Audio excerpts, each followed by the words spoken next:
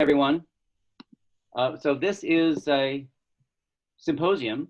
It's related to the Herbert A. Simon Prize, which recognizes scientists who have made important and sustained contributions to understanding human and machine intelligence through the design, creation, and study of computational artifacts that exhibit high-level cognition.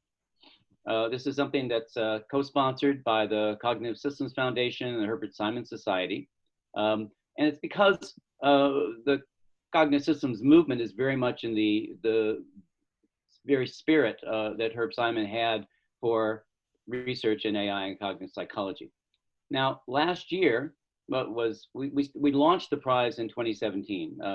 Last year, we selected Patrick Henry Winston as the third recipient of the prize, and unfortunately, he left us before we were able to announce that at the conference last year. But let me just read to you the prize announcement for that.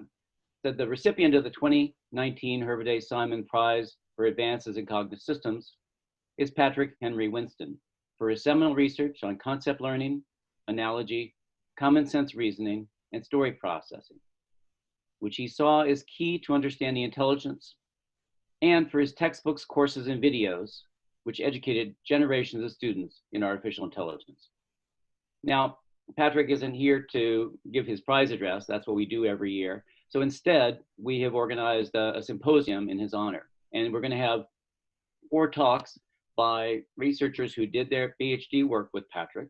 And we're going to do it in historical order. So I won't introduce the speakers now, but they will say a little bit at the beginning of each of their presentations about when they worked with Patrick, and then they'll talk about technical stuff that they did, tying it back into Patrick's broader vision for artificial intelligence. Do stay for the entire thing. There will be some brief, there'll be short questions after each presentation, and also some open discussion at the end. And then at the very end, we're going to have another announcement that I think you will want to hear. But before we go through the 4 technical talks, we have a surprise guest, one of Patrick's very first PhD students, Eugene Freuder, and he's going to say a very few words about Patrick's contributions and style. Thank you, Pat. I'm very happy to be here today, honoring Patrick Henry Winston on the occasion of his being awarded the Herbert A. Simon Prize. As you said, I was one of Patrick's first PhD students, and as such, I wrote to him back in 2013, suggesting that since he was around 70, it would be a good time to have a celebration of his career. This is what he wrote back to me. Thanks for thinking of it, but I think such things are appropriate after someone has done their best work, which I haven't yet. Let's discuss it again in 10 years. Until then, I don't want to give anyone, especially me, the impression that I'm done or winding down. Unfortunately, only 7 years later, because of Patrick's untimely demise, we have to celebrate without him. There was a PHW Fest planned at MIT last April, but like many things, it's been postponed because of the virus. And so I'm especially grateful for the opportunity that the Simon Prize has provided us with an opportunity to celebrate Patrick, even if it's only virtually. And of course, there's a lot to celebrate. Patrick was a pioneer in machine learning, symbolic machine learning. He was president of AAAI. He was the director of the MIT AI lab for 25 years. He won awards for his public service. He co-founded a company. Patrick founded the Genesis Group at MIT. Let me read you the vision of the Genesis Group. We believe human intelligence differs from that of other primates, past and present, because we humans understand, tell, and compose stories. And because we are able to direct our perceptual faculties to describe and answer questions about real and imagined situations. It follows that if we develop a full account of human intelligence, we must develop computational models of our human story competence and directed perception faculties. This resonates, of course, with the Simon Prize and also with Patrick's immense commitment and contributions to education and mentoring. Patrick wrote one of the first AI textbooks. He received many honors for his teaching. Over the years, perhaps 10,000 students took Patrick's Intro to AI course at MIT. Think about that, 10,000 students. You can learn from Patrick today at MIT's OpenCourseWare website. Patrick was a brilliant communicator. He gave a wonderful talk every year at MIT about how to speak. That's also available at MIT's OpenCourseWare website. And he'd just written a book about communication, which will be coming out this month. It's titled, Make It Clear, Speak and Write to Persuade and Inform. Communication is to some degree an art form, and like all great artists, exactly what Pat did is to some extent ineffable. He was the anti-TED talker. He wasn't flashy. In a lecture hall, he was almost like he was having a conversation with you in your living room. If I had to choose one word to characterize Patrick's teaching, it would be engagement. Patrick engaged with the material. He brought it alive. He was interested in why, not just what. He engaged with the audience. He would ask questions during a lecture. He was really concerned that his audience was able to engage with the material. There are many tributes to Patrick from students that can be found on the web at the website memoriesofpatrickwinston.com and elsewhere. Let me read you just one example, an excerpt from a long and thoughtful tribute by Sebastian Bartlett, his student and a Genesis Group member. Sebastian writes, "It is difficult to find words to encapsulate emotions. Harder still to find a sequence of them that can tell an adequate story of Professor Winston's profound impact on MIT, on EECS, and AI, and in my life personally. His caring and genuine passion has deeply touched my intellectual experience and outlook on life as a whole." And now I'm happy to say we will get to hear 4 invited lectures that will illustrate Patrick Winston's enduring legacy. Thank you. Thank you, Gene. And you reminded me that I should have mentioned, originally, there was a $10,000 cash award that goes with the prize. Karen Prendergast, Patrick's partner, declined to accept it and said, well, can't you use it for something for the community? And we had planned to pay travel costs for the symposium presenters. But of course, since they're not traveling, we decided that we couldn't do it that. So that's when we turned around and used the money to create a new award that Matt announced on Monday morning. It's the Patrick Henry Winston Award for Best Student Paper Prize in Cognitive Systems. And so we have funds now for that. It's a $1,000 award. We have funds for that for the next 10 years. And that is in honor of Patrick. And it's especially appropriate because it's about good communication. So that's, I thought, worth mentioning. Now let's turn to the first speaker, Gary Borchardt, and I'll let you take over, Gary. Okay, let me share screen.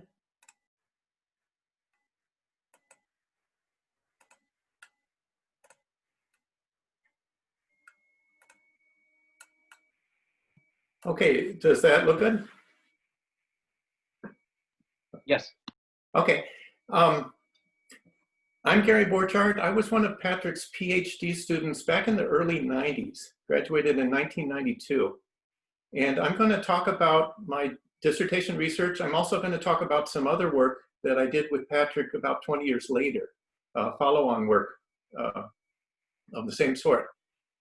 First, let me start, though, with a couple of observations from Patrick, and these ones really impacted me. We all know that Patrick had many, many observations he made about artificial intelligence, about a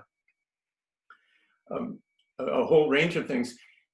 This one, for representation, this is from one of his artificial intelligence books.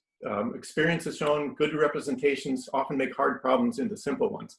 Well, we've heard that before. If you look at his artificial intelligence book, they're really filled with examples of this. And he goes into detail about what a good representation is. The take-home message, though, is that it's good to spend a lot of your effort on designing your representation, constraining your representation, that it'll pay off in the long run. That's one observation. Another one on reasoning. Now, this was way back in the early 1990s. Patrick would say way back before that time, here was the view that to create an intelligent system, it's mostly about reasoning. Perception, language, motor control are relatively smaller contributors. Well, of course, that's wrong. The correct view is that perception, language, motor control are really a whole lot, and reasoning really leverages those to accomplish what it does. Okay, so both of those observations impacted me a lot. Let me talk a little bit about my dissertation research. Here was the problem. It was understanding written causal descriptions, like this one from the encyclopedia. We might have several events listed. Here we have recording an image, light entering a camera, passing through a lens, and so forth. The task is to figure out how those events relate to one another. What's their temporal ordering, which causes which events are simultaneous, what happens to all of the participants in this scenario as it unfolds, and to be able to demonstrate that through answering questions. So the approach I took, it was twofold. One aspect of it was to use language itself at a very low level, language to represent what happens during events. And I focused on language-based attributes. These are short phrases that describe properties, relations, functions, typically of one or two objects. And they cover the spectrum of phenomena that are covered by language. We have purely physical phenomena, position, speed, heading, size, temperature. We have some more complicated things like an object being attached to another object. We have some purely conceptual things, object being engaged in an event or a human possessing an object. If we look at these attributes, we can notice that almost universally, the range of values for these things are either Boolean, like contact, it's there or not, or they are qualitative, like shape. One shape is different from another shape, or they're quantitative, like distance, for example. And if we have that, we can start building a representation from the ground up. If we have at our very lowest level, simple pairwise comparisons of attributes, we can say the appearance of one object at one time is not equal to the appearance of that same object at a different time. We can say the capacity of one container is greater than the capacity of another container at the same time. We could compare length of an object to a constant. If they're Boolean, qualitative, and quantitative, then we have four ways to compare: equal, not equal, greater, not greater. The representation used in this approach grounded out in that. That's the bottom level. The next level, we could say whether an attribute is present or not present, considering that each attribute might have a null value in its range. So the contact is present at time 3, it's not equal to its null value. Speed is not present, it is equal to its null value. Then we can move on to changes. So for a Boolean attribute like contact, it can start in its absent or present state and then move to a second point in its absent or present state. So we have four possibilities there: appear, not appear, disappear, not disappear. And then qualitative attributes like appearance or heading or shape, they have those same four changes, but you can also say that that thing might have changed or not changed. That is, whether it's equal to or not equal to its previous value. And then finally, quantitative attributes can also have increase, not increase, decrease, not decrease. So there are 10 change types. Some of them will apply depending on what type of attribute you have. Okay, so here's the representation. It's called transition space. We've described what happens during the unfolding of an event. Here we have one object dropping another object. We describe that in terms of these language-based statements about changes, states, even down to the level of these pairwise comparisons. And we organize them according to causality. And this is something that Patrick really helped me with. So in written descriptions, the informal sorts of descriptions that are written, it often seems to make sense to think of causality as associating a set of changes doing the causing with a set of changes being caused. So in this representation of dropping, I have 3 successive sets of changes. I call these transitions. In the first transition, one object loses contact with another object. The object becomes unsupported. And that leads to or causes the second transition, where the second object is starting to fall. And that leads to or causes the third transition, where it's falling faster.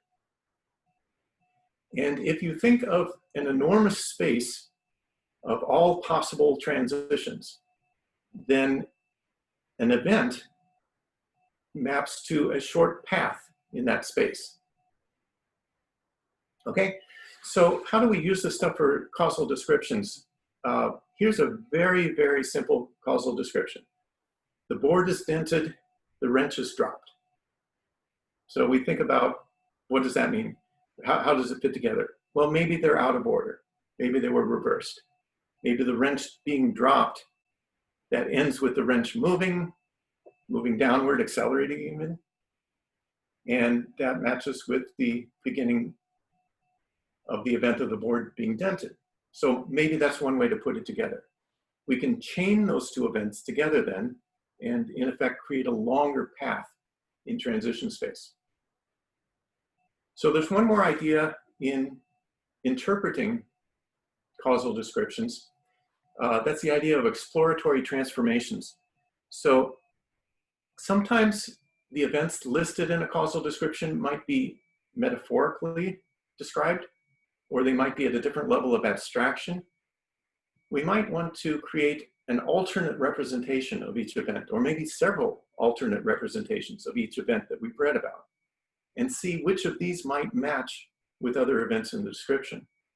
So on the left here, I have, imagine somebody told us that, or we read in a description that a wheel stopped, came to a stop.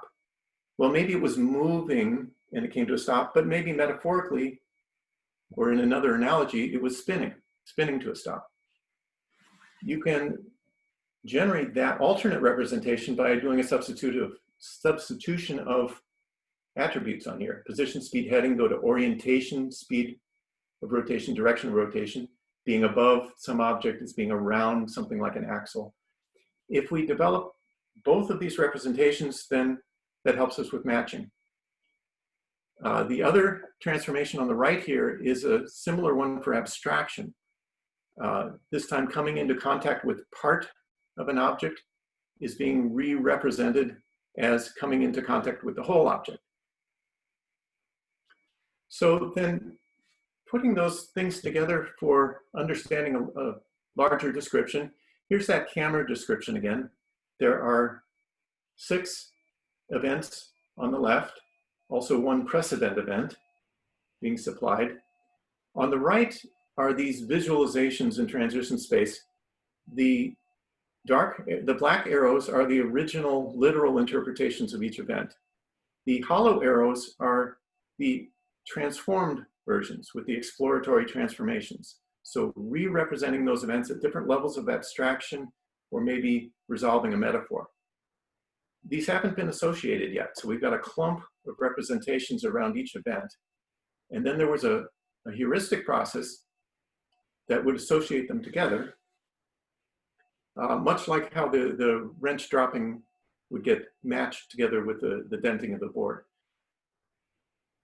Once you've done the association, then you've made a commitment as to temporal ordering, as to causal connectivity, as to abstractions, as to metaphors. And then you can answer questions. So you can be asked, for example, when is the light inside the lens? And read out the answer from this association structure. First, as the light enters the camera, it becomes inside the lens. As it passes through the lens, then it becomes not inside the lens. Or you can be asked, how do two events relate to one another? And the answer could be that the first event entering the camera causes light to pass through the lens. The second event, that causes that third event, light to converging on the film. Or being asked about two other events, how do they relate? And you could say, well, these events coincide with one another. Okay, so that's what I'll say about the dissertation research, except to note that by Patrick's observation, here was an example of trying to use language and language processing in service of things that we would normally think about doing reasoning for, putting causal chains together, looking at temporal orderings, and so forth. Here's the other piece of work that I wanted to describe. This was about 20 plus years later. I worked with Patrick and also with Sajit on DARPA's Mind's Eye research program. This, what I'm going to show you, is just a little bit after that Mind's Eye program had completed. I was using the same representation to recognize events from Microsoft Kinect system input. So here we have a three-dimensional tracked skeleton. This is a 10-second clip here, some screenshots from that. The man leans over, sets a beach ball down, straightens up, leans over again, picks it up, holds it out. The goal is to recognize events from that. And so I took that input stream, it was downsampled to 10 frames per second, and immediately converted it into this language-based representation. So we know when between two frames, if distance between two objects was decreasing or speed was increasing or contact had appeared. And then I had a library of about 100 event models of this sort. This one is for picking up. In fact, in this one, we have control of the object by the human appears, then a little later, the object starts moving, and then its vertical position is increasing. The goal is to match these event models with the parts of the perceptual stream. And of course, the hard part is squeezing and stretching each interval of the model. It may be covering multiple frames in the input, stretching and squeezing each interval so that we find the best match, and then negotiating with the matches for the next interval of the event model. We had a process for that to recognize instances. And then, so if you take that example that I showed, you might recognize something like this, 30 different events. Don't worry about reading those. 30, 35 events, instances. And here are some examples from that. For that example, human bent over, human picked up the object, human grasped the object, object moved upwards. You'll notice there's some redundancy in this. Grasping, for example, it happens right at the start of the pickup. There's a way to remove these fairly directly. If we look at the coverage of each event, like picking up, what portion of that perceptual stream does it cover or explain? Which changes, which states, which comparisons down at that lowest level of the language representation, which do they cover? And if another smaller event doesn't cover anything new, we can remove it from the whole summary. And so you can come up with a description like this. Instead of those 35 events, you can have human holding the object, subsequently putting it down or putting it down towards the end of holding it, human picking up the object later and holding it out. And then you can go one more step beyond that. You can say, for one of those events there, picking up, you can ask the system, why does it think that the human picked up the object? And it does that same summarization process. It looks at the perceptual stream, what footprint did the pickup have on that, and try to summarize that in terms of other events. So if you come up with something like this, the human grasps the object, holds it for a long time, Object starts moving and the human raises the object.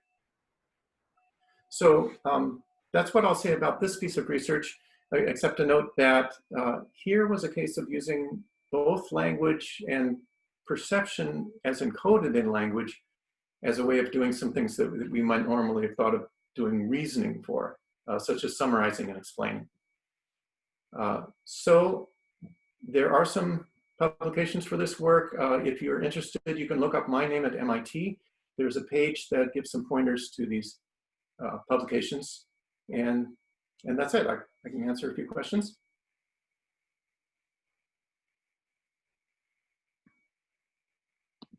Gary, oh, here's a question from Matt.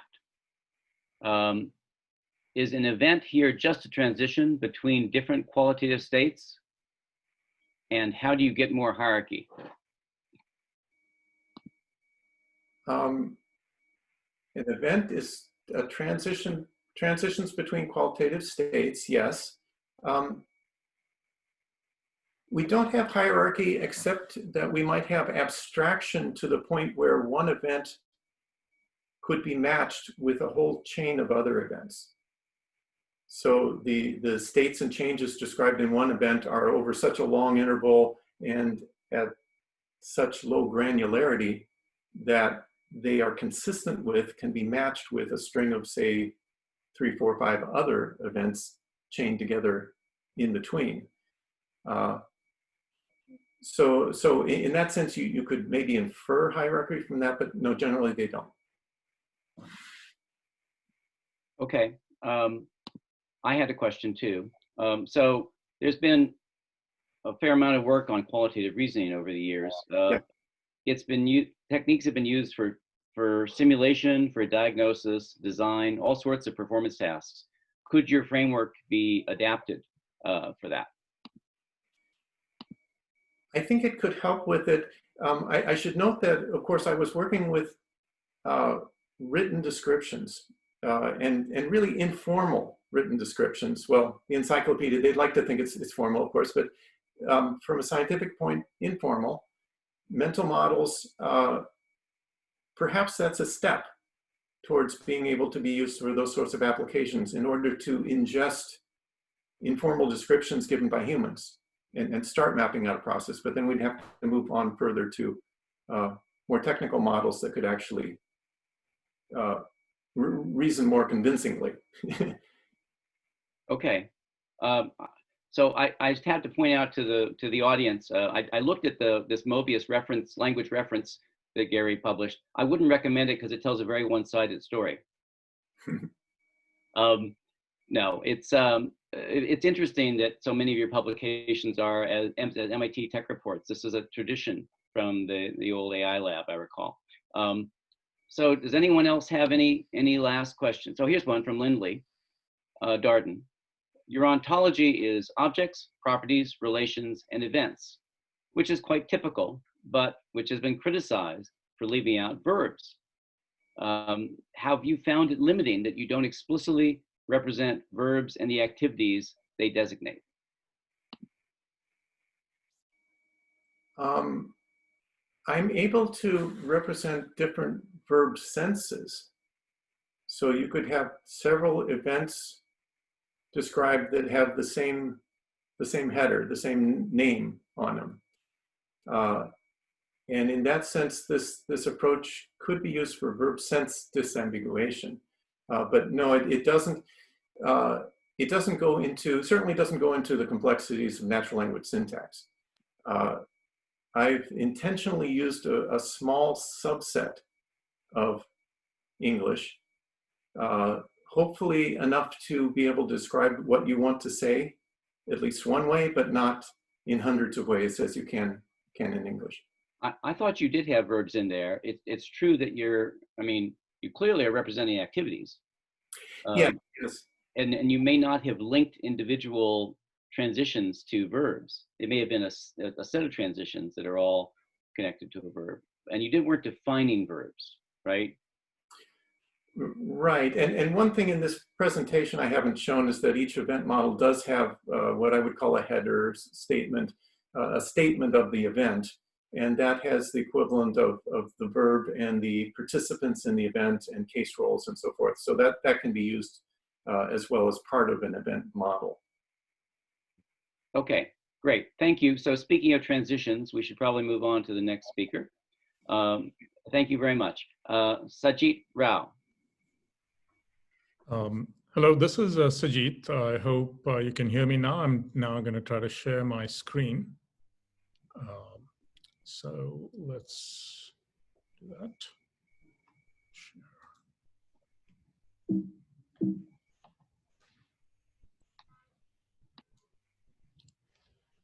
Can you all see my screen? Yes. Okay, perfect. So yeah, as I mentioned, this is Sajit, and the work that I'm going to describe here was done in two places. One, of course, at MIT.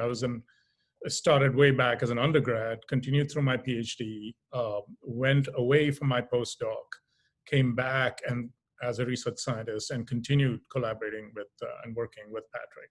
So I was there in several capacities, and then a chunk of this work was also done at a research company I started several years ago, Co57 Systems, and this was what was involved with Mind's Eye, something that Gary referred to earlier. So let's get started. I thought I'd give a bit of a quick perspective on just on how it all began. So I came to MIT in 1984, and that is actually my first memory of actually meeting Patrick. I was very keen, I was a freshman, very keen to work on artificial intelligence. That's one of the reasons I came to MIT. I walked into a random office at the MIT AI lab and just asked the person sitting there, I have no idea what it was, if he knew anything about AI. That person happened to be the director, Patrick Winston, and I felt pretty stupid just walking into an office and just asking that once I realized that. So then I went away, and then the next fall of '85, having done pretty well in the LISP course in the spring, I took Patrick's undergrad AI class, something that he's legendary for teaching. And I did absolutely horribly. I did really badly. I was mortified at having done badly in a course I really wanted to do well at. So I did the sensible thing and stayed away for a full year, and then showed up in 1986 hoping that he had forgotten my face by then. And at that point, he gave me a research problem. It turns out that he had actually he didn't tell me that, but he had given, I was an undergraduate then, and he'd given this problem to several grad students apparently by that time without much success. And then basically I came back in a little more than a month with the solution. And then in '88, I started grad school as his PhD student. Incidentally, this is the thing that I worked on, the problem that he had given me. It's about basically explanation-based learning. And when you use rules in explanation-based learning, rules that actually have a causal structure, and when those rules fail, in this case, the domain was connecting structure and function. What do you do? How do you repair these rules? And I'm not going to get into this at all because there's so much more to say, but certainly this was already in 1990, Patrick decided to put this into his book on progress at MIT, Expanding Frontiers. If you're interested, I can always send you this chapter. So then what I want to do now is spend a little time actually also talking about not just ideas, but the evolution of ideas, because I started with this kind of explanation-based learning, and then I got into trying to pick out a PhD thesis topic, and then really thought a lot about what I wanted to do. And in the process of doing that, the discussions between me and Patrick led to actually a shared vision, which turned out to be a lifelong research program for both of us. And then after that, I'll just get a bit into some of the research highlights of these. I don't know how much time I'll have for that, but I do want to spend some time on the shared vision that Patrick and I had. So basically, having gone off and thought about what I wanted to do for my PhD and having read a lot, the prevailing wisdom of at least of AI at the time was that basically you have the world which you perceive, and then the perception part of it, the perception box, if you will, or different kinds of perception, deliver a world description that goes into some kind of inference, planning, reasoning engine, and then after that it comes out with some action that acts on the world, and then the loop starts all over again. Now, for various reasons that I'm not going to get into now, it did not make much sense to me. At that time, I saw some problems with this, fairly severe ones, and the fact that humans aren't built like this from neuroscience. Now you might ask why, who cares whether humans are built or aren't built like this. We're trying to build intelligence after all, and it doesn't have to be like humans. So I think this is an important point to just spend a little time on, because this is, again, a point of view that Patrick and I shared, that we are not, so when we talk about bio-inspired AI, we are not trying to mimic every level of detail, because that would be silly. What we're trying to do is establish some level of abstraction and find principles that the only very intelligent being that we've been trying to emulate actually displays, namely us, and try to understand those principles and see how you can embody them computationally, right? So basically, I presented a plan, sort of a PhD as well as a longer term plan and I suggested that perhaps perception and action representations are not peripheral IO channels as they appear in this caricature, in this diagram, but maybe actually central to inference, problem solving, reasoning itself. That the representations in perception and action could be pretty useful for some of the things that we traditionally consider to be reasoning or inference or problem solving. So I went with this to Patrick, having thought about this a lot, and in one of my weekly meetings, I presented this, and I remember one of his first responses was Borchardt. It's a word that he really liked to use occasionally with, usually when commenting on ideas of various people. Fortunately, I didn't get a lot of this during my association with him, but still, initially that was his reaction. But then this is when both of our, my views were evolving, his views were evolving, and eventually, basically we came around to this viewpoint, and this is kind of, I've tried best to capture the kinds of things he said. And one of them was a human-like cognition is the result of the interaction of multiple representations that may represent and re-represent the same quantities in different ways. And there's value to that, of re-representing the quantity in different representations. And then the last one, which he said, often we think with our eyes, hands, and words. And so what does that lead to? So this kind of led to a shared vision of a lifelong program, and a sort of a bidirectional bridge between the visual and the symbolic worlds. So basically, it soon settled into the case that I would be working on this, and I'll describe a system, VSR and Beryl, various systems I've worked on in this domain. On the left side of this, exploring visuospatial representations, event models, visual routines, all in the perceptual world, but serving the purpose of connecting to symbolic representations, even doing some of the work that traditionally they would do. What is really important here is this word bidirectional. This is not being religious about one or the other. It's saying both representations are really important. And in some problems, it's important one representation on the left or the right may be faster, better at solving it. And as Gary alluded to earlier, one of Patrick's favorite mottos is that good representations make important things explicit. So for a particular problem, what that good representation might be, maybe on the left or maybe on the right, who knows? But it's this bidirectional flow between the two that actually makes intelligence possible. So this naturally brings up a couple of issues. What representations mediate the learning of symbolic concepts from perceptual input? What processes, visual and symbolic, enable common sense inference? And these questions have, to some extent or the other, sort of pervaded my life since then. And have been objects of my research. So this is a slide that I actually found. This entire slide was composed by Patrick, not by me.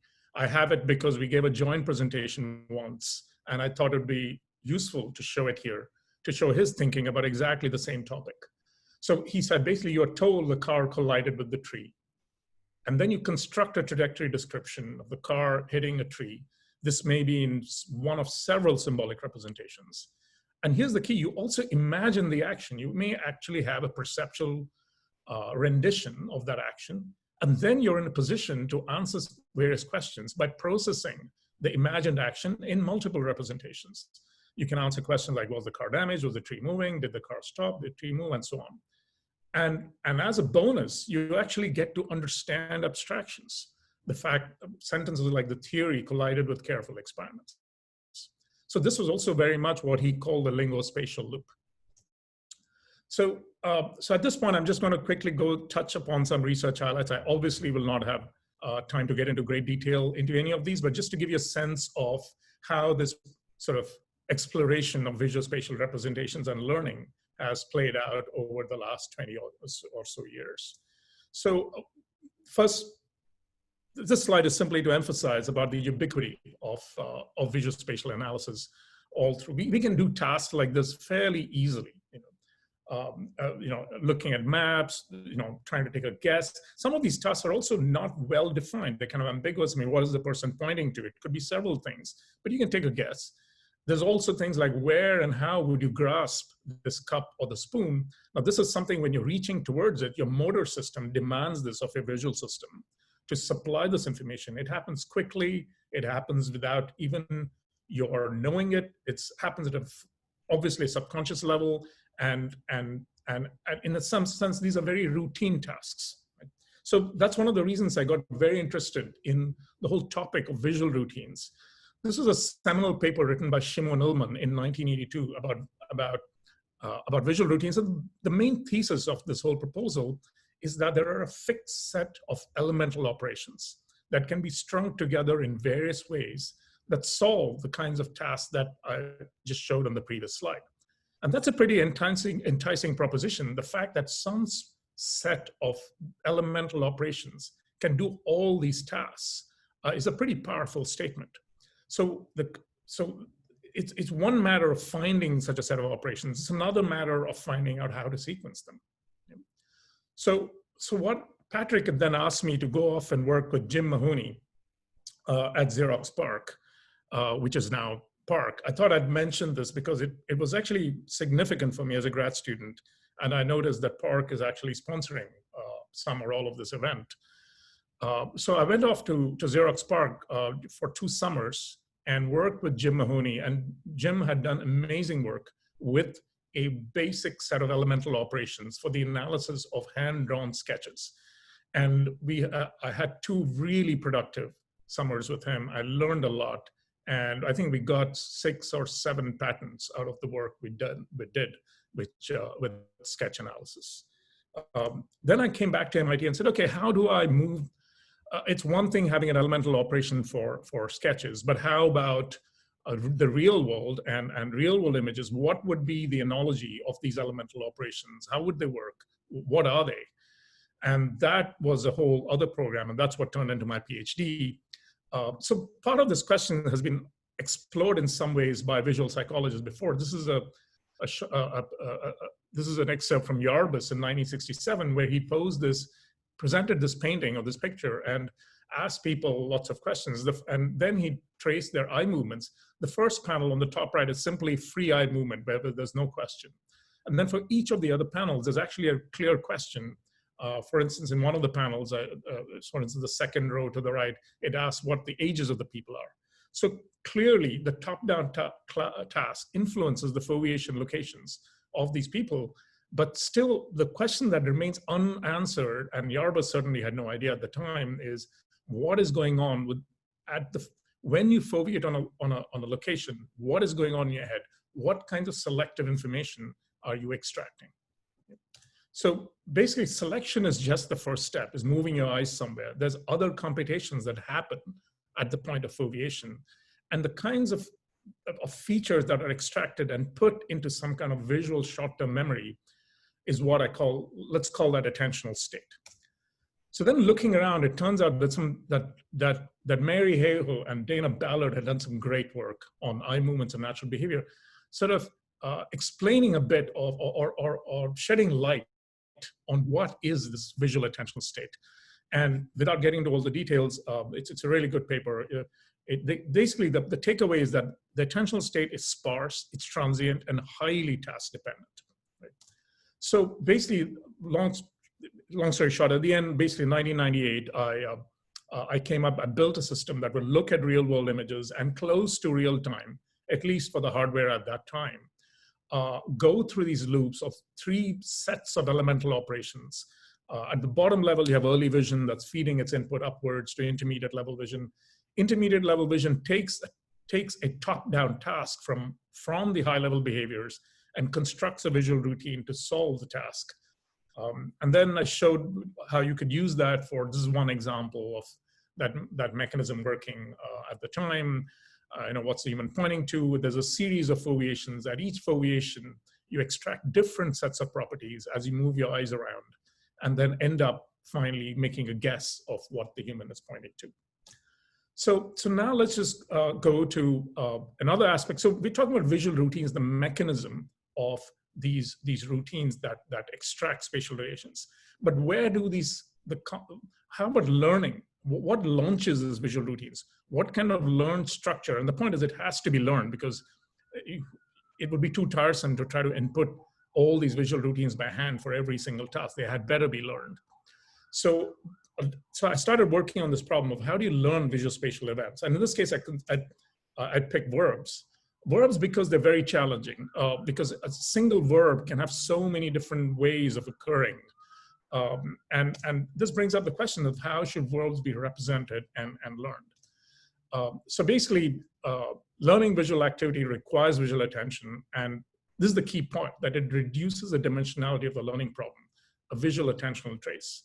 And visual routines for detecting verbs can be represented as finite state machines in attentional state.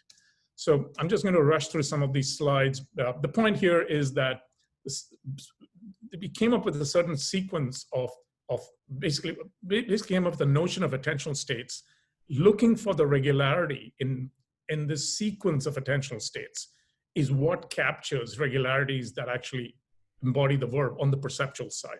Yep. So here's basically the verb representation.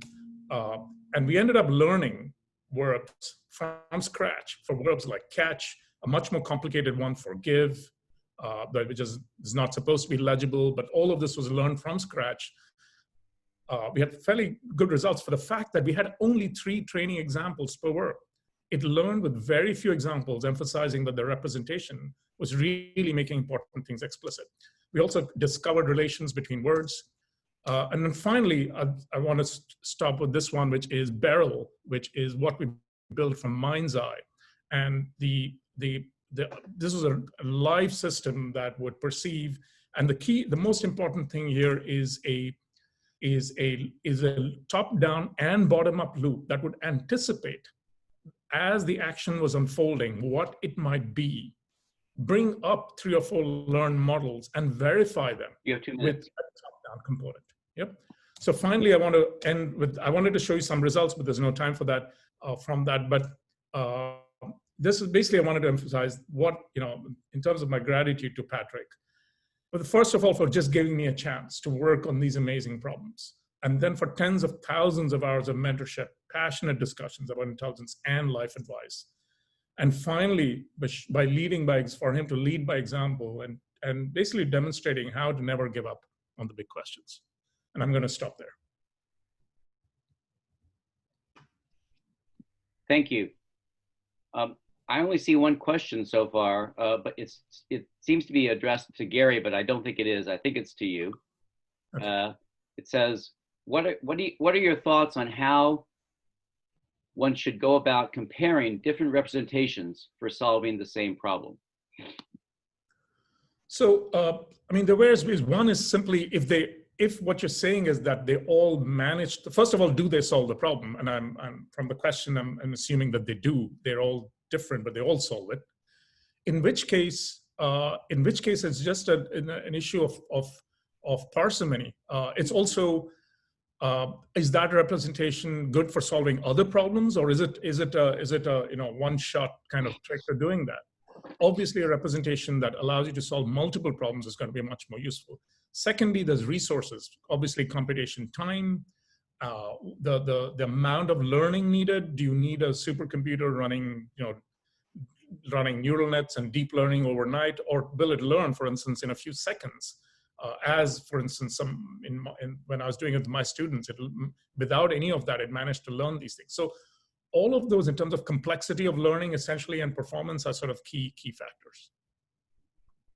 I assume the most interesting cases would be where, in order to solve a problem, you need to use different representations for different pieces of the problem and stitch them together.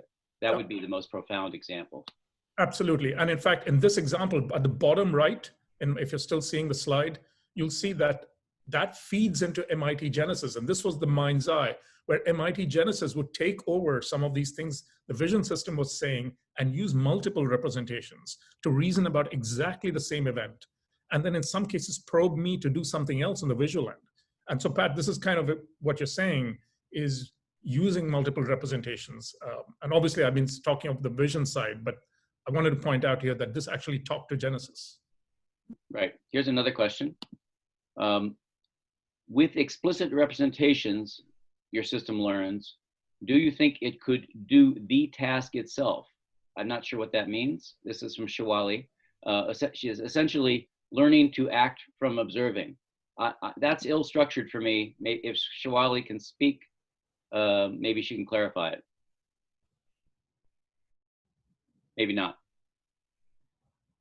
So I just one thing. So none of this has to do with actually action, because I didn't in at least the work I've showed here, I didn't have a robot acting on the world. In another situation I did when I moved from my postdoc to Italy.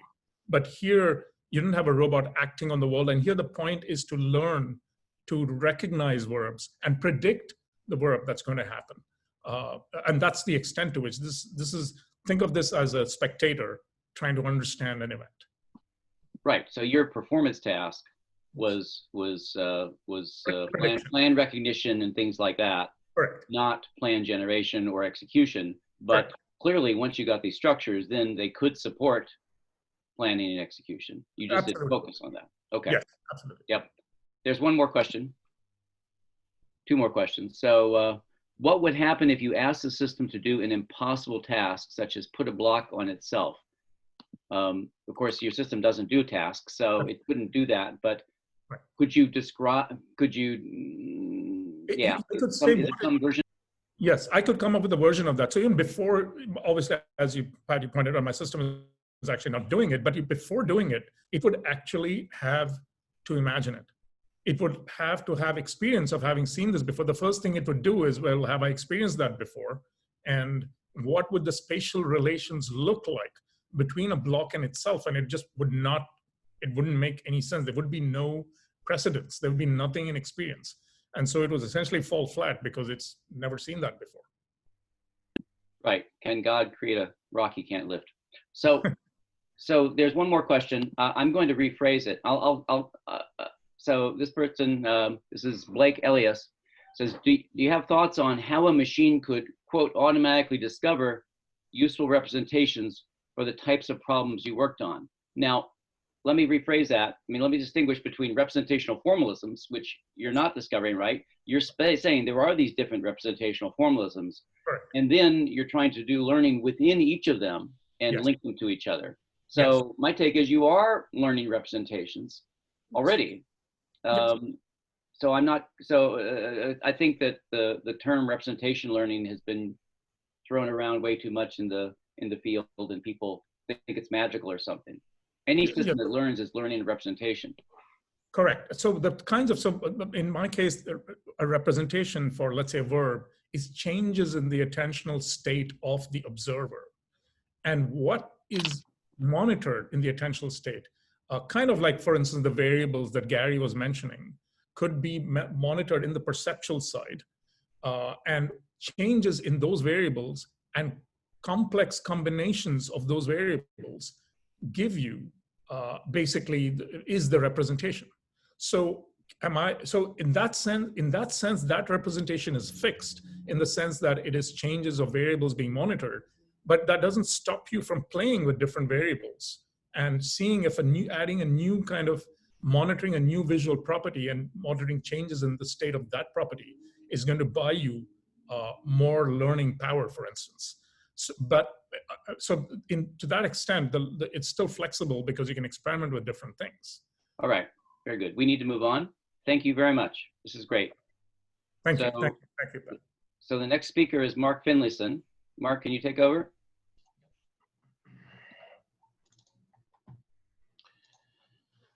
Okay.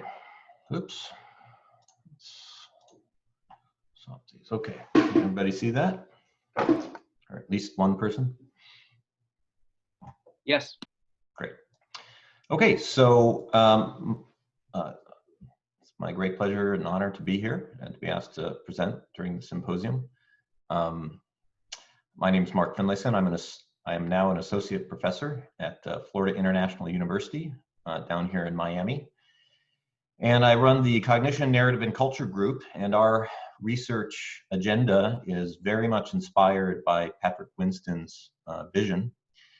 And so what I'm going to try and do in this talk is I'll explain a little bit about my history with Patrick, and then I will give a very Winston-esque talk, starting with a vision, followed by some steps, news, and finishing with contributions. Hopefully some people are familiar with that formula. So I met Patrick in 2003. I was sort of restarting my graduate career. I had started out in electrical engineering, actually, and I decided that I didn't want to do that anymore, and it was boring, and I was casting about for something new to do. And I came to the conclusion that studying human intelligence was one of the most interesting and important questions that we could be investigating at the time, and still is. I think that's no change. So I, almost by accident, I stumbled upon Patrick after much searching around amongst the faculty at MIT.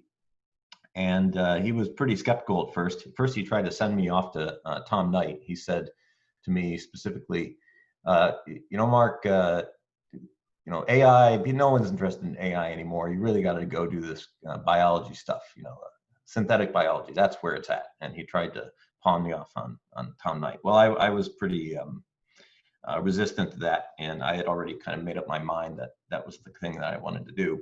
And that was the beginning of a very long and productive collaboration. So in 2003, I was a young graduate student. Because I was retooling from electrical engineering and computer science, I took a little bit longer than normal, so I graduated in 2012. And then I stuck around as a research scientist for a few years before coming down here to Miami in 2014. So what I'm going to do in this talk is I'll talk a little bit about Patrick's vision and how it's inspired me, and then maybe a little bit in contrast to Sajit and Gary's talks, I'm going to talk about the work that I've done since I've arrived at FIU, and hopefully you'll see the continuity between Patrick's vision and my work, and how I'm always thinking about, you know, how does this fulfill Patrick's vision for science. So before I get really into the mix here, I'm going to acknowledge and thank my many students and collaborators. So these are all, you know, Patrick's academic grandchildren. So these are all my PhD students, my current PhD students, and it's interesting to note here that Victor is actually a former Genesis Group member as well. He did his undergraduate at MIT, finished with his MEng in Patrick's lab, took a year off, and then came down to join me at FIU because he was very interested in continuing along the same line as the Genesis group research. I also have a master's student, a gaggle of undergraduates, and then a number of alumni, including 2 PhD graduates so far. So Josh graduated in 2018, and Dea just graduated a few weeks ago, and so these are they themselves, in the form of their dissertations, are continuing the legacy of Patrick's work. I like to think of it that way in any case. Okay, so how is my work related to what Patrick was interested in? Well, Patrick was greatly interested in this idea, which I've come to call narrative fundamentalism. This is something, this term I coined it a few years ago for another talk, and it's been a strain through AI for a long time. In fact, Patrick wasn't really the first person to say stories were important. You know, he follows in the footsteps of many contemporaries and predecessors. So in particular, Jerome Bruner from cognitive science and Roger Schenck from AI, both were big proponents of the idea that narrative is fundamental. But Patrick came to this, I think, a little bit later in his career. So I thought it was really interesting. I think it was Gene or Pat earlier in the symposium mentioned the Genesis Group manifesto. And when I joined the Genesis Group back in 2003, it was actually much more focused around Sajit's ideas. So with regards to the visuospatial or visual language loop. And it was only maybe about 7 or 8 years later that this idea of narrative sort of recrystallized in his work. Patrick had started on narrative early on in the 70s with Arch World and the analogy stuff, and then had sort of taken a detour, I guess, and come back to it later. And Patrick's, interestingly, also, as I think many people here are aware, Patrick published his strong story hypothesis paper titled The Right Way, very Winston-esque title. He published this in 2012 in the ACS Journal and was obviously an active participant in this community. I should say that the paper title The Right Way was a little bit of a play and sort of a subtle reference as well to his nickname for his AI course. So 6034 was the undergraduate AI course, which was taught by Patrick in the fall, and then by other people in the spring. And Patrick referred to his class as the right version of 6034. And so this, the right way was a little bit of a sly reference to that. So very Winston-esque approach.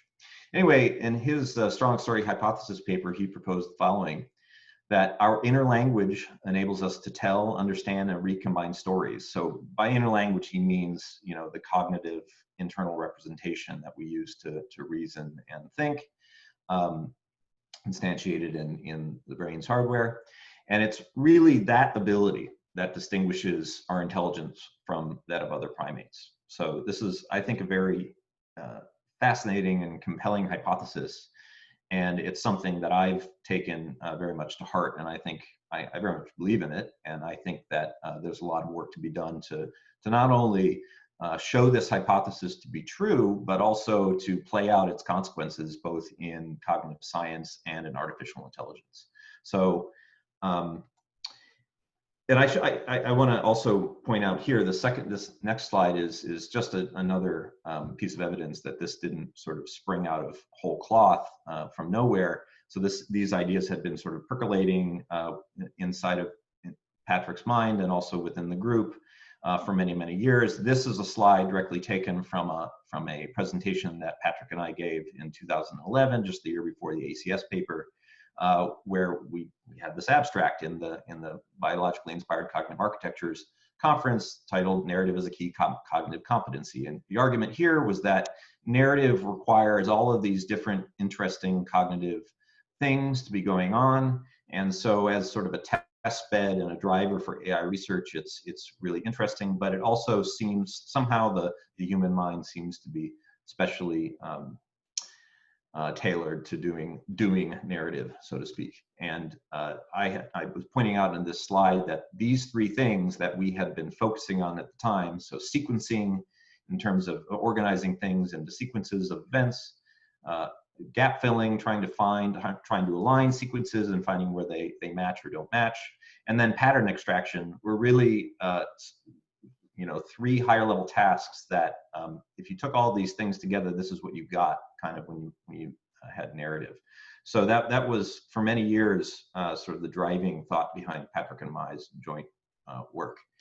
And we made the argument that if a BICA and by extension here a cognitive architecture can't understand, interpret, and tell stories, then it's really not cognitive complete in some important fundamental way. With regards to my work, as I mentioned, I run what we call the Cognac Laboratory, which stands for Cognition, Narrative, and Culture. And the cultural part comes from the observation that everything below this line is really very culturally dependent. And so stories fit into culture because they're a key way of communicating culture, of expressing it, and also of reasoning with culture. So culture being, in this very apt quote, the collective programming of the mind, which distinguishes groups. So So this is, this idea of narrative being this hook on which to hang a lot of interesting science, and also being a fundamental component of human cognition was something that grew to be very crystal clear by the time that I had left the group, and I think had sort of, it started from the visuospatial loop, and then Patrick brought in these old and new ideas, and we came to this newer conception by the end here, the end being my time at MIT. Okay, so what I'm going to do now is I want to talk a little bit about the work that I've done since arriving at FIU and point out how, Patrick's vision lives on in his academic children and grandchildren. So starting from the premise that narrative is fundamental, I would like to make the argument that, that in subfields of AI, in particular in language, we should be focusing on narrative per se. So there are a lot of people who dabble in narrative here and there. They might be parsing people, and then they maybe parse some stories, or they might be referring expressions people or co-reference people, and then they do a story corpus or whatever. But I think in the past 5 to 10 years, also partly as a consequence of the computational models of narrative workshop, which Patrick helped found with me back in 2010, there has been a growing interest in really getting very serious about story processing, doing it formally correctly in a very experimental and sort of modern sort of way. And so what I've been arguing in recent talks of mine is that we should be pursuing something which I've been calling narrative natural language processing. And I think there's a couple of advantages to this. By narrative natural language processing, I mean an approach to natural language processing which focuses specifically on narrative. So using narrative as your target and your test bed. So I see at least 3 advantages to this, at least from the point of view of the practice of AI, and I think it will pay dividends in terms of the principles as well. So first of all, I think of the many things that we're trying to do in AI generally and NLP specifically, if you focus specifically on a particular discourse type, narrative being a particular type of discourse, you can see significantly improved performance on particular tasks. So that's interesting and useful, but I don't think that would have really gotten above the bar of what Patrick is interested in. I think another thing that narrative NLP would also contributes is that it takes tasks which otherwise look relatively unimportant and sort of reinvigorates them, shows us that they are quite important for certain types of language understanding. And finally, I think, and this is I think where Patrick would really get excited, is that narrative begets new challenges. So it really challenges us to do new things, things that we wouldn't have thought of doing before looking at narrative. This is focusing on narrative really gives us new ideas and allows us to uncover new sorts of principles. So what I'm going to do over the next few slides is just give 4 examples of work in my lab, which tries to tackle these three sort of directions going forward. I'll start with the first, in that and this is work that's been done by my soon-to-graduate student, Mohammed Al-Dawsari, where we have existing tasks which find improved performance when you know that you're working on narrative. So in the task of sub-event marking, we're trying to understand text like this, where we have various sorts of events where some events that are mentioned in the text are sub-events of other events. So here's the graph which represents the sub-event relationship. So we have a protest happening, and there's a bunch of attacks that are happening inside of there, and inside of one of the attacks, there's a killing and a wounding. And we want to be able to pull out this structure from the text. And what, there's various feature-based machine learning approaches to doing this. One advantage that we discovered in this work was that if you pay attention to discourse features, like things like that there's an explanatory relationship between 2 phrases, then this actually helps you draw out these relationships. But I think from a narrative point of view, the really interesting thing was that if you pay attention to who's a major character and a minor character, this actually works really, really well and helps you out quite a bit. So we came up with this idea that we called the non-major mention, which in other words is a minor character, noting that major characters are mentioned all over the place. And so if you pay attention to what main characters are mentioned, it doesn't help you very much in understanding which events should be associated which other events.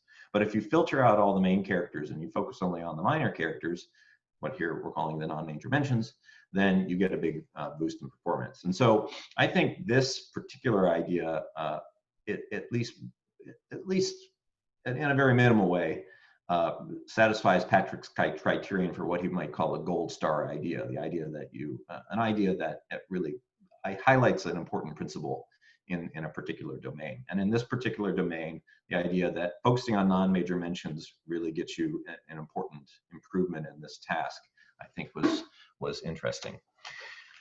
An example of a task which has reinvigorated relevance is animacy detection. So in this work, the task, and this is work that was done by my student, Labiba Jahan, along with an undergraduate in our lab, Geetika Chauhan, who actually then went on to MIT as a PhD student and works in Peter Solovich's lab, who was on my committee.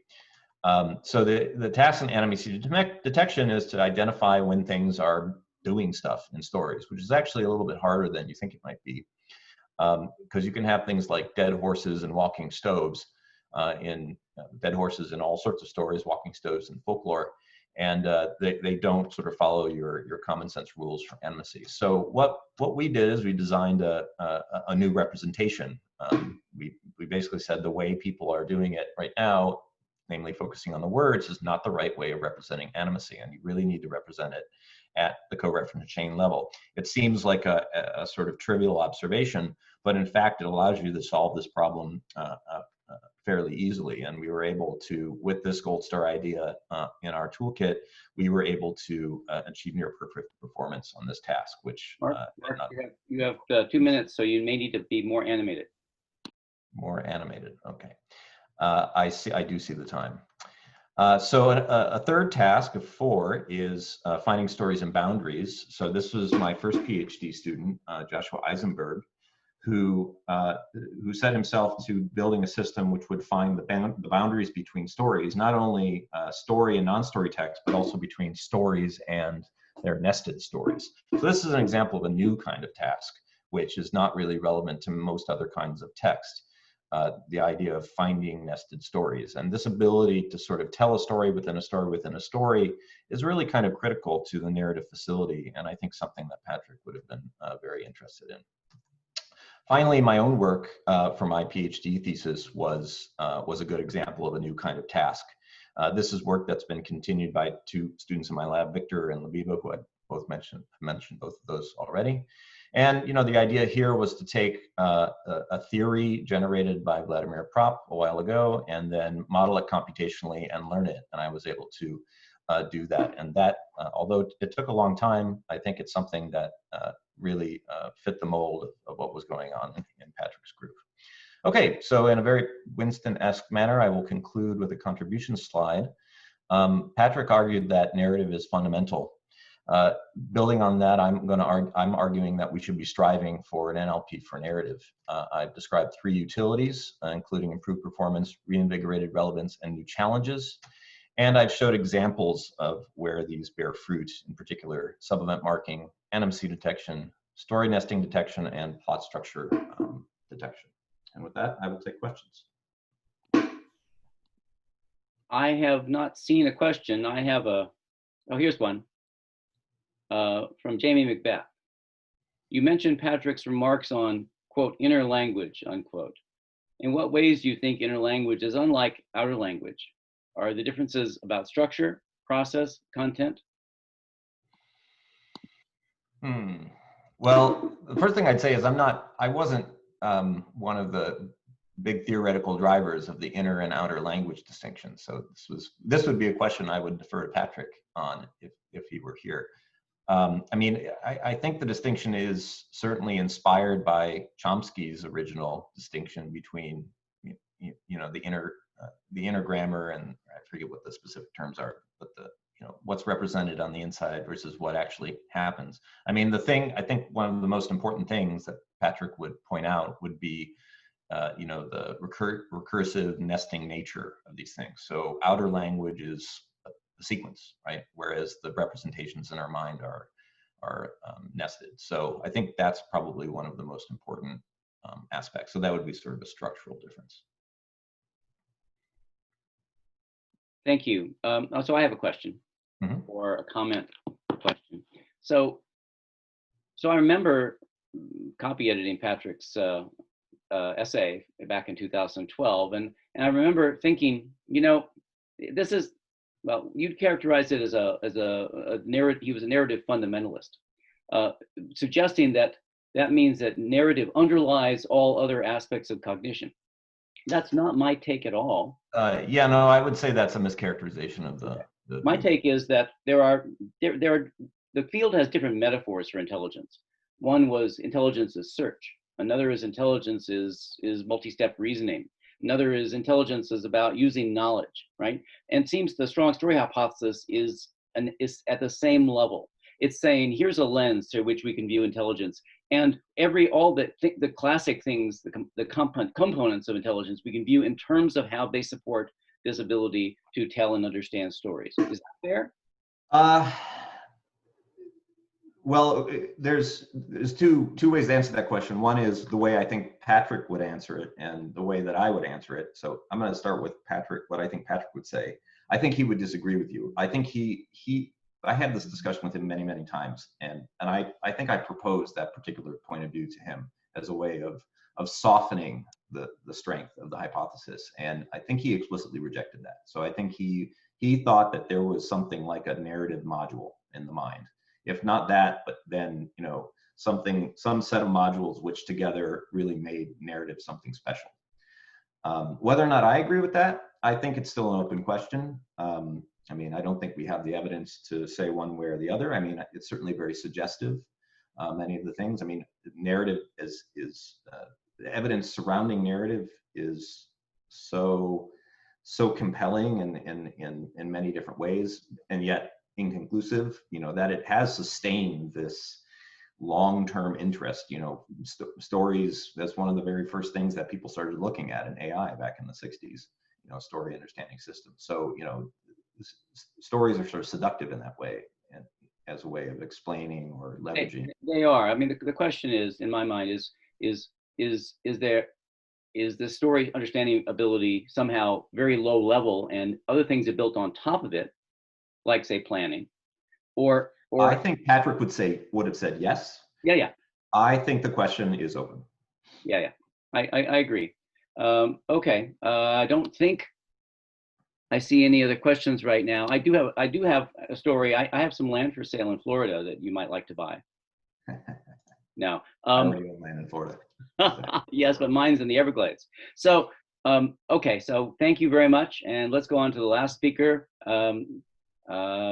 And that is Dylan Holmes. Sorry, Dylan. Hi, let me get my screen up here.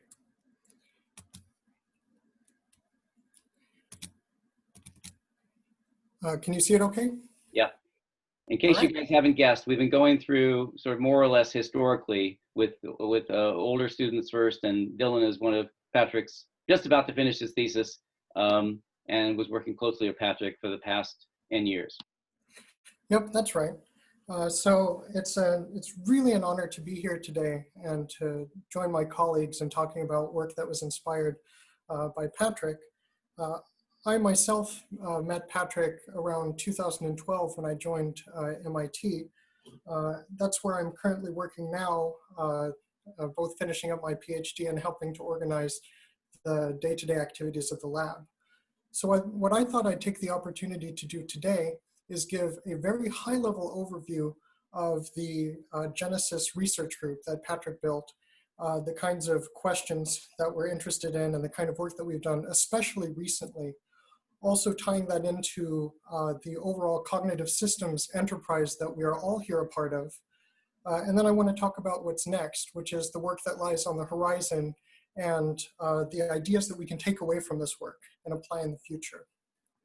I hope you will note during this talk that there is some overlap with the other talks that have come before. That's deliberate and intentional harmony, especially because I want to revisit some of the questions that I really struggled with for a long time to understand. So I wanted to share that insight.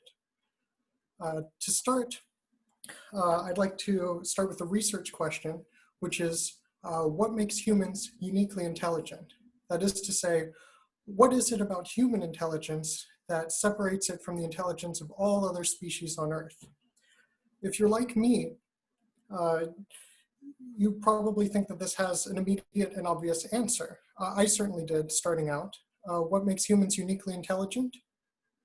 Nothing. If you look throughout the animal kingdom, you see all kinds of intelligences that we share with other creatures. Anything you can think of that humans can do, it seems that there's some animal out there that can do something of a similar kind. So you have the rich social lives of elephants, for example. You have the chimpanzee Nim Chimpsky, who purported to use sign language. Crows are famous for their ability to use tools, and even the humble Portia spider is able to find paths in a very sophisticated way. It can find its way home in a straight line, no matter where it starts from. So at least at first blush, it seems like there is nothing that distinguishes human intelligence because we co-evolved with all of these other species and we share the same kind of underlying skills. But what Patrick would say is that there are in fact some things that humans can do and only humans can do. And in order to understand that, we have to understand what little extra component we have that separates our intelligence from all other species. And to answer that question, what makes us intelligent, we have to look back 50,000 years ago to where we first diverged from our cousins, our early ancestors. So up until that time, humans and Neanderthals lived very similarly. We had similar lives, but at around that time, a change took place over a very short period of time, and something new began appearing in the anthropological record. What did we find? What change took place? We find art, we find symbolism, and we find representation. This had never happened before on Earth, and in a very short period of time, we suddenly gained the ability to do this. And from there, we were off to the races. We had tools, we began developing civilization.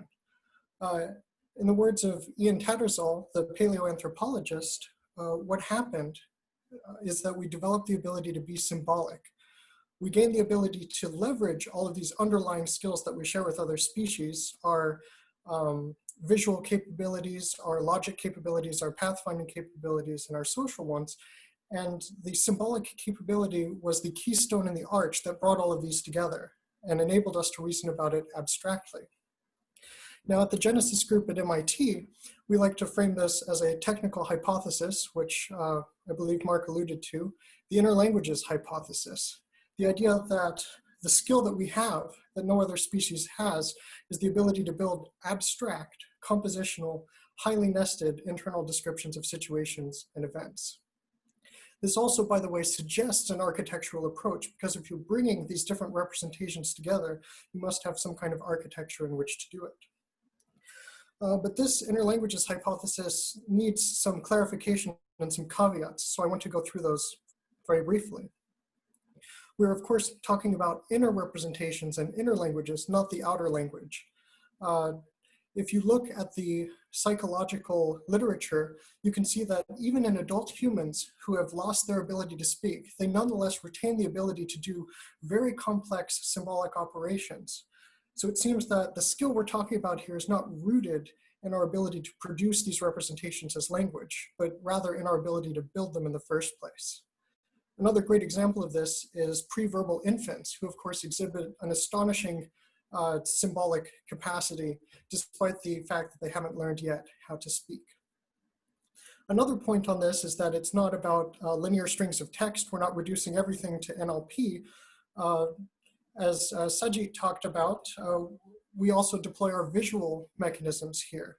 So the symbolic competence is not merely linguistic, and it's not merely about textual strings. It brings together all of our other capabilities and takes them to another level. So now we have the research question, what makes humans intelligent? And we have a hypothesis for what mechanism enables it. It's our symbolic competence. And now the question is, how can we study this in human beings? And that's, I think, where the strong story hypothesis comes in. My view of the strong story hypothesis is that stories expose so much of this underlying symbolic competence, that by studying our ability to understand and tell stories, we begin to see the different aspects of the symbolic competence and become able to model it. That sets our research agenda, and now we're off to the races because the next step is to implement a system that can model all of these many different aspects of story understanding. And that is, in a sense, one way of looking at what the Genesis group has done over the years and over the decades. One common thread here is attempting to build all of these different cognitive models and fit them together into an architecture. I'd like to talk about the implemented Genesis system here today, and I will, but of course I can't do justice to all of these ideas. So instead what I'll do is I'll present a very cursory whirlwind tour of the Genesis system and talk about maybe a single application, but use that as a microcosm for talking about the broader themes and takeaways. If you are excited by this talk and you want to learn more, I wrote a paper with Patrick recently called the Genesis Enterprise, and I encourage you to take a look at that. I'll include this link at the end of the presentation as well. So let's get started talking about the Genesis system. As I mentioned, I'm just going to talk about the very primitive capabilities as by way of illustrating some larger points. So one of the first story understanding tasks that Genesis was set to is understanding reading comprehension questions, the kind you might ask in a literature class. So can you read the story Macbeth and answer these kinds of questions? Notably, these are questions whose answers don't appear immediately in the text. So the question we have to ask is, what kind of knowledge is necessary in order to answer them? How is that knowledge represented? And how should that knowledge be manipulated? So let's work through an example. Here is a simplified 100-line version of Macbeth. No need to read it. It's just there to provide you a realistic example in a sense of the scale. The language is very simple because here we're not concerned about NLP as much. What we care about here is actually extracting the shape of the story, the plot. So you can read each of these sentences in, and initially they're all disconnected from each other. They all appear to be non sequiturs to a machine that understands nothing. In order to provide those connections, you need to supply two things. Number one, you need to supply missing common sense information, information that's implied by the story that anyone reading it would understand, but that is not stated explicitly.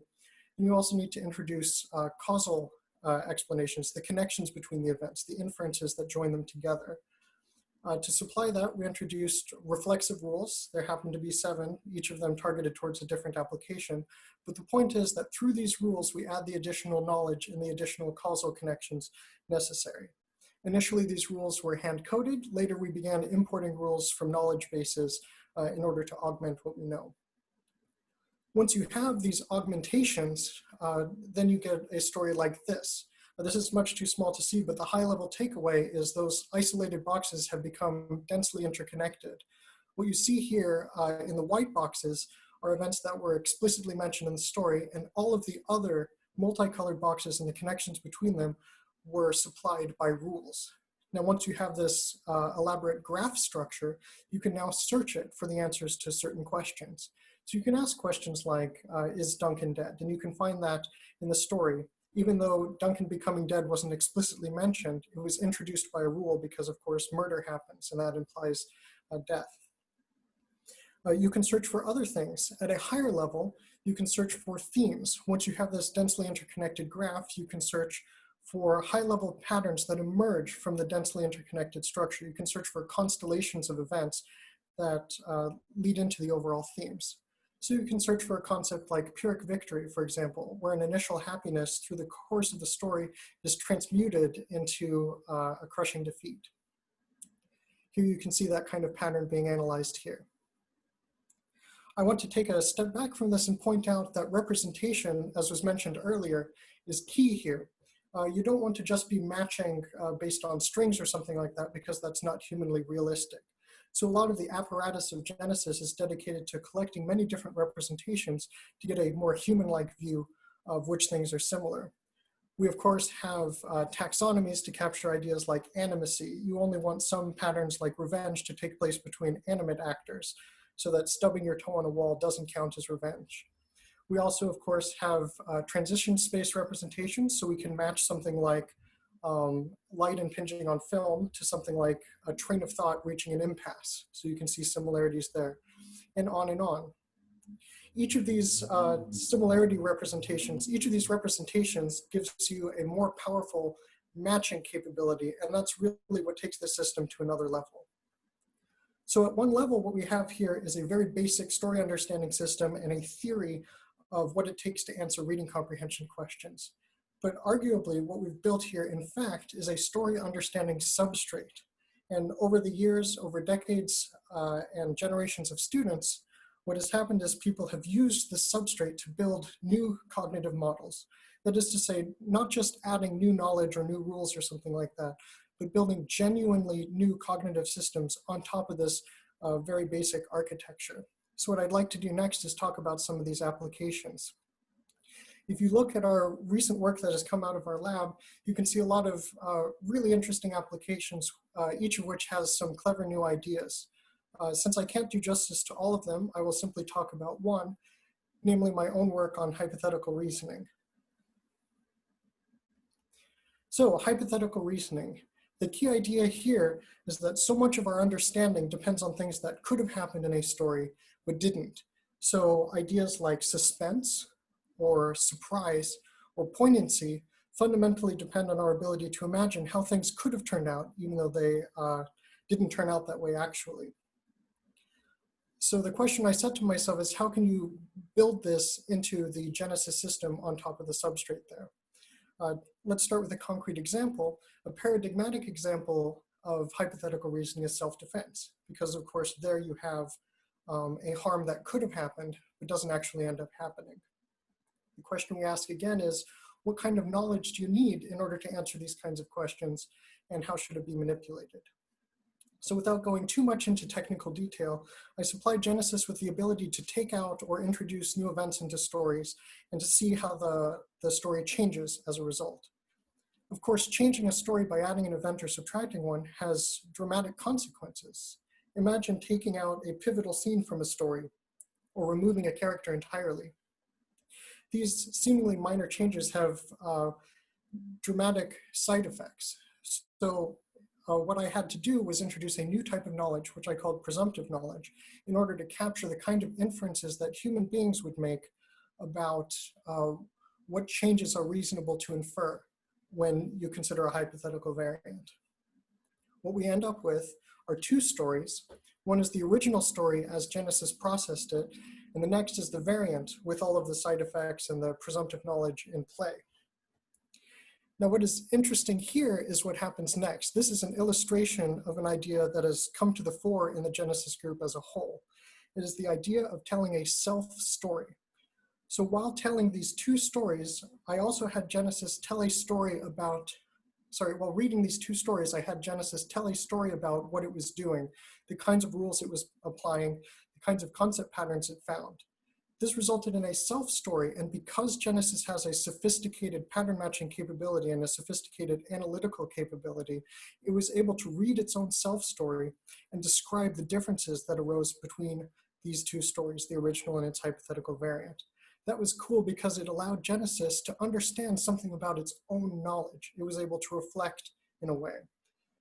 For example, here you can see its output. It found that whereas the original story was an example of self-defense, the modified story was merely spiteful violence. So it learned something about its own processing in that way. And I think reflective thinking is a key idea going forward. If we're going to have systems that don't make silly feed-forward mistakes, but can actually reflect on their understanding, if we're going to have systems that work alongside us that we can trust, they need to be able to understand what they're doing so they can explain it and justify it. And if we're going to build cognitive models that not only replicate the behavior we're trying to understand, but actually give us insight into it, they need to be architectures that are capable of this kind of reflection and explanation.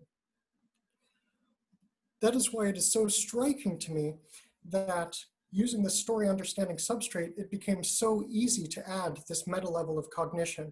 Once you have a sophisticated story understanding layer, you can then tell and understand the self-story, and that gives this kind of self-reflective thinking. So I found that very striking.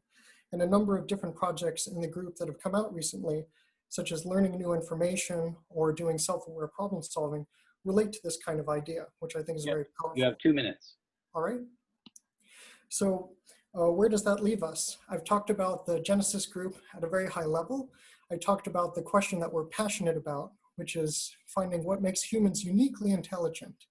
I explained the role that stories play in this, and I talked a little bit about our one implementation of this approach, the Genesis system, and some of the things that it can do, and some of the things you can do with a story-based substrate. I talked about the importance of reflective thinking, and I talked about what comes next and how this relates to our cognitive systems enterprise as a whole. That is the end of the story for today, but I note that it is part of a larger story that we are all a part of. Now is an incredibly exciting time to be part of AI and to be building things that have never been built before and to carry this legacy of story understanding forward. And I, for one, can't wait to see what's next. I'll stop there. Thank you. We do have a few questions.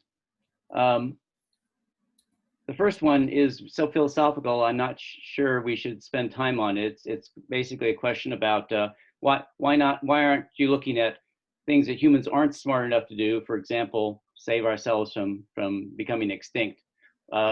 And more generally, why aren't we looking at ways in which human intelligence fails? There's a long history of work in cognitive psychology looking at the limitations of human cognitive processing. And arguably the cognitive systems paradigm is all about showing how, despite those kinds of limitations, we are still able to do amazing things. If you have a brief answer to that, you can, otherwise we can skip it. I can try a brief answer. So I think the brief answer is a slogan, every branch of the sciences properly construed is actually a branch of the humanities. We're really interested in understanding who we are. And I think arguably, you could make the case that we are our own greatest threat and or our own greatest opportunity. So one of the best ways to solve the kinds of problems we want to solve is to start with human beings. At a more positive level, we are the most complex artifacts that exist. And so by understanding those, we can learn a lot. That's a brief answer. Okay, thank you. Mark Mayberry asks, yes, animal intelligence is beautiful, but what limits do they have beyond cognitive power? Do they create tools that improve their own cognition? So I think the argument is that maybe animals have some of these abilities, but not to the level, and certainly not to the sort of self-referential sense that people have them. Do you agree with that? My own answer to this question might be different from Patrick's. My own answer is that I'm reluctant to put us at the apex of anything. I think we have a lot of our own skills that no other species have, and other species have skills that we don't have. I'm thinking in particular of the manipulative ability of octopuses, for example, or the fact that weaver birds can weave a nest out of twigs using only their beaks, which is something I would have trouble doing myself. So there are some things that only humans can do, and that's interesting, and we can study that. But I wouldn't put humans alone on this pedestal. Okay, good. Michael Cox asks, Holmes and Finlayson seem to suggest that Winston would claim that what separates humans from other species is narrative expressed with an inner language. But Minsky might have claimed that self-models and metacognition are equally important. Is there an important intersection of between the two claims, or are they alternative claims with one more important than the other? I'm not quite sure I understand the question. Pat, if you do, could you summarize it for me? So in your presentation and in Mark's presentation, you guys did not play up the role of metacognition, of an agent having an intelligent agent having a model of its own abilities, its own, and so on, and doing self-monitoring. Story understanding clearly is about monitoring other agents in the stories, but not the agent's own mental activities. Are they complementary, or are they competing? I certainly hope I touched on this a little bit. Maybe I could have emphasized it more, but the ability to self-reflect, I think, is a direct consequence of this story understanding capacity. Once you can understand stories about other things, it's simple to introduce the ego into the story and to tell stories about what you yourself are doing, these autobiographical stories. Yeah. I think it's part of the same competence, and I think it's essential. We got two more questions, and I'm going to ask mine because I was first. So So, and this won't surprise you because I've asked you before. So the Genesis project seems to de-emphasize the role of heuristic search in intelligence. It doesn't deny it, it just doesn't emphasize it. Do you believe that search is not a major challenge in story understanding? Or if it is, how does Genesis guide or constrain that search? I think this is almost a matter of resource limitation for our research group. You can see that there are different trends expressed through the people who have talked beforehand. What was initially a look into visual capabilities became a look into more narrative capabilities. And I think that given enough time, problem solving would have come up there too. It's mostly just, we are a giant mixed bag of capabilities. And I think search is absolutely one of them. We just haven't gotten to modeling all of that quite yet. Okay, no problem. So everyone stick around. We've got 90 people here. I'm going to take charge again. You can unshare your screen. So thank you. I hope that everyone saw that Patrick Winston did indeed have a vision for the field. It was reflected by the 4 talks, five presentations that we had today.